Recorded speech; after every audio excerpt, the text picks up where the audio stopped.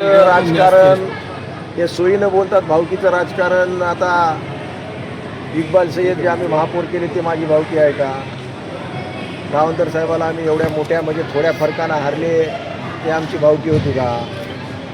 आनेराव आमची भावकी आहे का? ज्याला 25-30 वर्षामध्ये न्याय कोणी दिला असेल तर आमच्या शिवसेनेने दिला. अशी मी तुम्हाला अनेक उदाहरण देऊ शकतो. जयस्वाल माझी भावकी आहे का?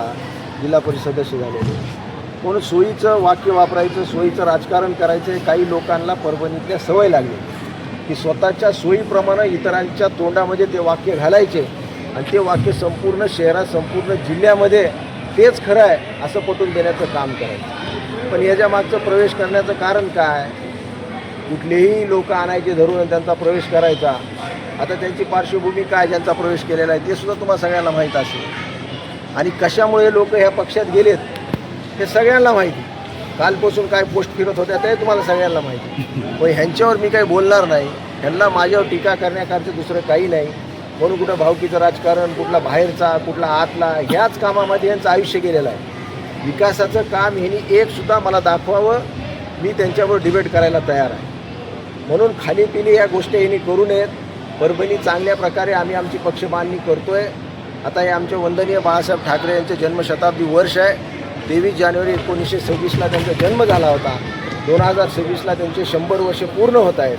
त्या निमित्तानं आम्ही 100 शाखेचं आजपासून सुरुवात करत आहोत. पूर्णेला आम्हाला आता आज 11 शाखा आहेत आणि 100 कॅम्प आम्ही घेणार आहोत आणि त्यामध्ये जवळपास 10,000 लोकांचे डोळ्याचे मोफत आम्ही कॅटरॅक्टचे ऑपरेशन करणार आहोत. हे आमचं काम आहे समाजात. म्हणून कोण कोणत्या गटात गेलं आणि कोण काय बोलतं आहे यावर मी अजिबात लक्ष देत नाही. जे भावकीच्या आणि इतर गोष्टी करतायत त्यांनी स्वतः खुद के गिरेबान में झाँक के देखना चाहिए वो खुद को नहीं बोलती और उनकी खुद की पहचान क्या है समाज में ये पहले उन्होंने सिद्ध करना चाहिए. स्टेडियमपेक्षाही जास्त लोक आमच्या सभेला येतील कारण आम्ही विचाराचं राजकारण करतो. आता 30 तारखेला होणार आहे ना सभा. स्टेडियममध्ये 1 लाख लोक बसतात. आपल्या 1 लाख लोक येतील का बघू ना आपण. आणि मनाने येतात का कसं आणले जातात हे तुम्ही कॅमेरा घेऊन तुमच्या लक्षात येईल.